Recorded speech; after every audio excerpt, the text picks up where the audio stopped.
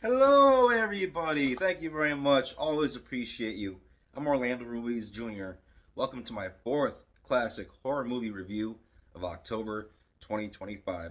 Hair's all messed up. Let me fix it up a little bit. I am talking about a classic 1980s slasher sequel from 1984, Friday the 13th, the final chapter, the fourth film in the Friday the 13th franchise, meant to be the last film, but because it was a box office success, Paramount Pictures decided to keep that Jason train rolling and pretty much run it into the ground, which they did eventually. But this right here marks a high point for the series. The first Friday the 13th film from 1980 established the formula. Teenagers in the woods out to have a bit of fun. They get hot and heavy. Maniac Killer comes along to be the ultimate party pooper. And then every sequel after that is kind of rinse and repeat with certain variations on certain things. But this one, you have the kills, you have the expected nudity and all that, but you also have a fun cast. You have characters that are really likable, and maybe one of the most likable cast of characters in the entire franchise. Just like in the previous three movies and the movies that would come after, in this you have a group of young adults that come to the woods to have fun and party, stay at a cabin, smoke a little bit, drink a little bit, do the horizontal mambo. But you also have a family dynamic with a mother and her two kids.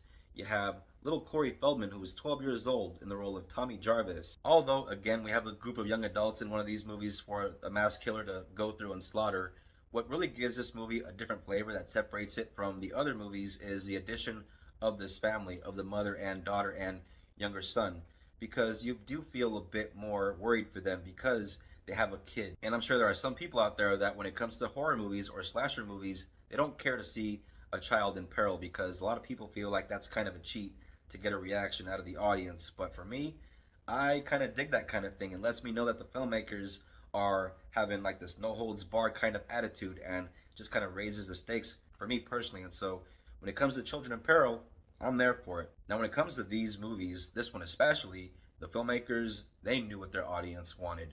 Lots of blood, lots of gore, crazy and inventive kills, and plenty of hanky panky, plenty of boobs. This one has all the boobs. Now, when it comes to the main man, the real star of these movies, Jason Voorhees, he's not fucking around in this one bit. He is out for blood. He is not the Jason from later movies where he's like a ghost or like a zombie. In this one, he's still relatively kind of semi-human, and so you do see Jason moving a lot quicker than later on where he would just kind of barely move at times, where he would just kind of walk slow towards people, and this pop up magically. In this film, Jason is played by stuntman Ted White, who has just the right physicality for the role of Jason, and I really enjoy the way he moves and also the makeup underneath the actual hockey mask.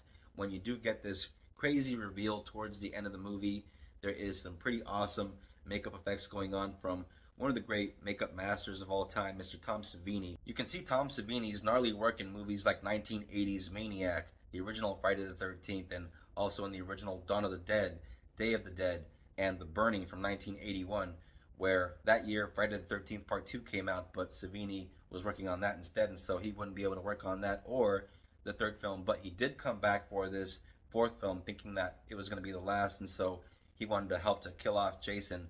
But of course, we all know wouldn't be the last. In addition to Corey Feldman, you have a few familiar faces of the 1980s in this. Crispin Glover, who played George McFly in Back to the Future, also starred in the Willard remake. His character is a lot of fun and likes to dance crazy. You also have Judy Aronson, who appeared in movies like Weird Science and was the love interest in the original American Ninja. You also have Lawrence Monason in this, one of the stars of a classic 1980s teen romance movie, The Last American Virgin. He plays a standout character in this. And you also have Bruce Mahler from Police Academy, real funny guy, also popped up in Seinfeld, and he was in a show back in the day, Fridays, which was a show that was kind of competing with SNL. It was kind of an SNL Mad TV type of show.